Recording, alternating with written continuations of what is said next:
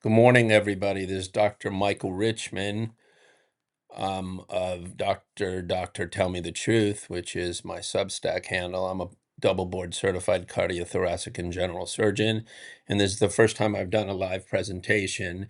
And I just wanted to say a couple words because I'm just really aggravated. I saw that RFK Jr., our new Secretary of Health and Human Services, got a fast food chain in the middle of America to stop using polyunsaturated fats to cook French fries and instead is pushing beef tallow, like somehow that's good for you. I just want everybody to know that saturated fats are horrible for you. Saturated fats raise your cholesterol.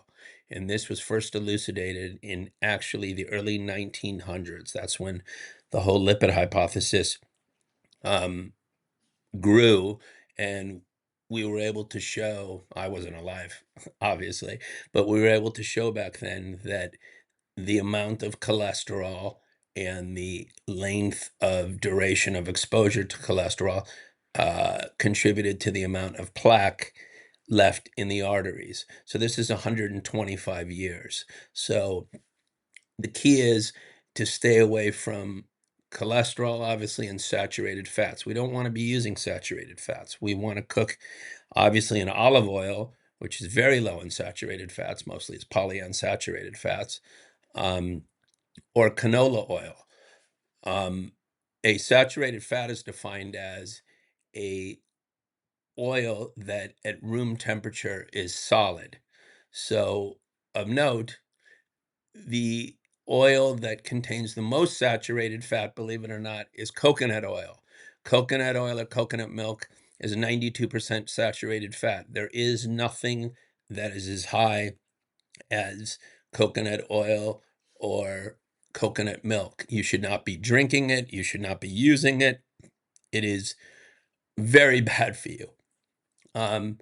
The second thing is butter is about 62% saturated fat and beef is 51% saturated fat.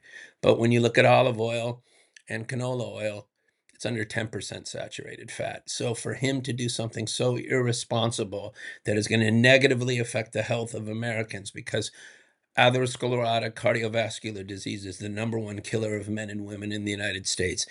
And if you total up the next 7 causes, it doesn't even come close to the number of people who die from atherosclerotic cardiovascular disease. So he should be ashamed of himself. There's nothing he won't say or do um, to cause problems. I agree with that NIH and some of our agencies in the health field need overhaul and studies need to change, but the nonsense that he pushes is going to harm Americans.